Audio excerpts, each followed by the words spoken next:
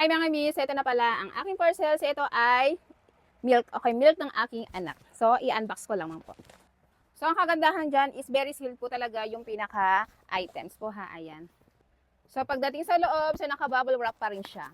So ito na siya guys. Ayan. So ito po yung gatas ng aking anak. Okay. So nido. Ayan. Nido. Okay, dahil 3 years old, mahigit ang aking anak. So ito na yung pinaka-gatas niya. So nido, 3 plus, okay, toddler.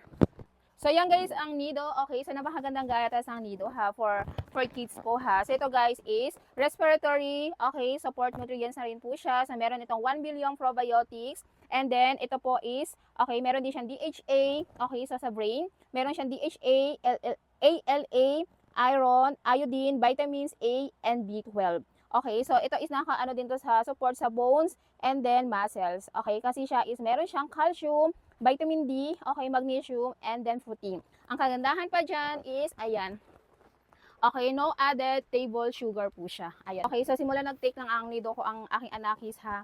Okay, so based in my experience, ayun, madali siyang pumick up. Ayan, based in my experience. Kasi hindi po siya yung as in sakitin.